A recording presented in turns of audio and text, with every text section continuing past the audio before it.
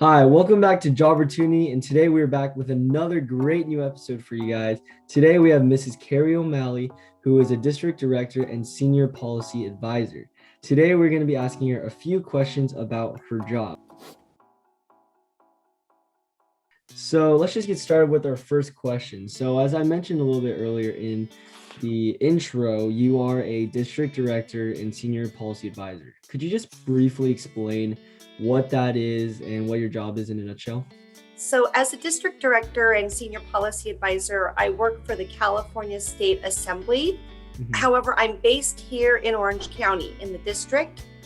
We do have an office up at the Capitol, but I am actually based locally in the Mhm. district, and that's very common.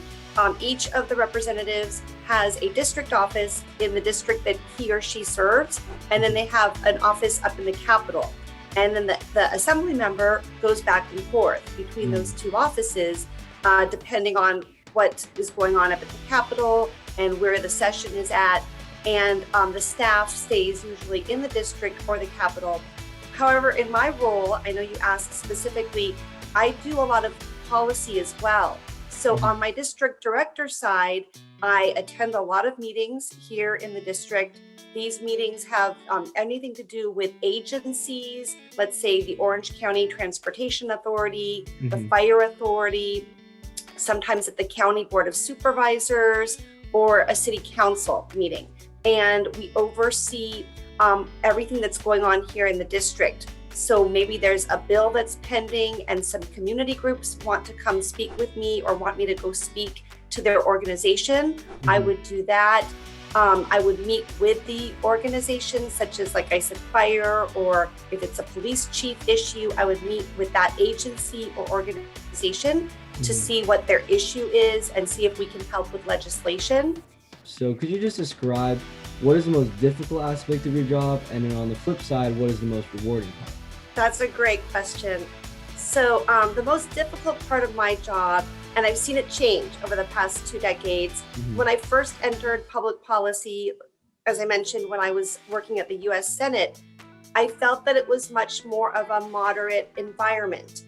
And so, regardless of who you worked for, whether that person was Republican or Democrat or independent, we all worked together on the bills. Mhm. And you might, turn to another staff member in another office to see if we could gain support or get co-signers on different legislation. And it was just much more of a camaraderie Mm. at the US Senate at that time. Yeah. And what I've seen through the decades, unfortunately, and through the years, is there's really been a shift and there's divisiveness. Mm. And what I find is you can work very hard on a bill or a piece of legislation, and even if it's a very moderate piece of legislation, which just is community based, whoever it's being authored by, if the other side is, maybe not of the same political party, they may or may not be able to support that, unfortunately. Mm. And I just found that 20, 25 years ago, it was different. And there was much more of this consensus building and moderation. But as far as the pros, I just think it's so important to be an active listener to the community. And for me, I love helping community groups. I love advocating for people, especially if they can't advocate for themselves, or if they come to me in need and say that they need help, whether it's a bill, whether it's helping them with their, here at the state level, we often are a liaison between other state agencies.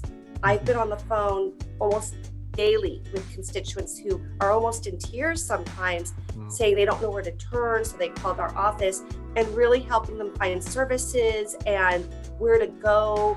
I think that part of my job, really helping people and advocating for people, has been amazing. You kind of mentioned in that last answer that you did attend Harvard Law School, which is incredible. So I think anyone that is interested in the field of law could just agree that it can't really get any better than Harvard for grad school. So could you just describe for our viewers what your experience was like attending Harvard for law school? Absolutely. That's a great question, Noah.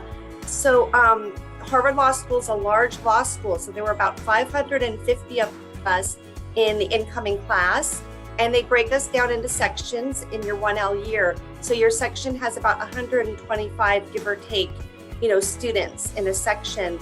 And then as you continue, the classes get smaller depending on what classes you take. But in a section, it is large, and I really enjoyed it, especially when you learn the intricacies of law. And for me, like, I have the public policy interest and the public interest, as well as I was a philosophy and law double major in college. So I thought that Harvard did a great job of providing so many opportunities to get involved. So I got involved with that organization. I also was involved with the Harvard Mediation Program, which taught a lot about trying to mediate and negotiate disputes rather than just going to court immediately, and that there's so much negotiation and mediation that can take place, and alternatives to just filing a lawsuit. And then there were just so many organizations and ways to get involved and meet other students and professors. And then also just the education is top notch. And so to this day, I utilize what I've learned in my education in law school to, work on day-to-day bills or looking into legislation or comparing two different laws.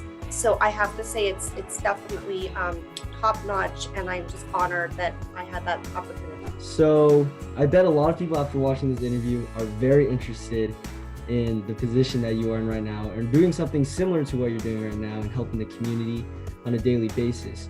So for those interested, what are the qualities that you think are required for someone to be in a similar position as you are today? That's a great question, Noah. So I think the qualities, someone in this position, you may not all have the same educational background. Some people might have a law background. Some people may strictly go into public policy and get a degree in public policy, public affairs. Other people may go the route of even psychology or sociology. So I don't think there's any one track of education, but I do think that the commonality is to get involved with the community and to get involved with government areas as well. So if you are interested in this position, I think it's very important to get an internship, and whether that's at the state, federal, or local arena, but get some internship where you be in the government arena and see how the workings of the government system, and take a summer or take a couple summers and see how that is. Because I think all of those experiences build up on each other, and then you learn different things at different internships. So I would urge anyone watching to look into those internships, and I'd be happy to serve as a sounding board if anyone ever wanted to talk to me personally and get advice on that. But I also think just to do well in your studies, in high school and college and beyond, and I just think that's vital and that's important. Thank you for that. And what an amazing way to cap off this overall incredible interview. Thank you so much, Mrs. O'Malley, for coming on here and sharing your knowledge and all this advice with us. I'm so appreciative for what you do, and every single day helping our community. And also thank you to all the viewers watching, and we will see you guys next time. Bye.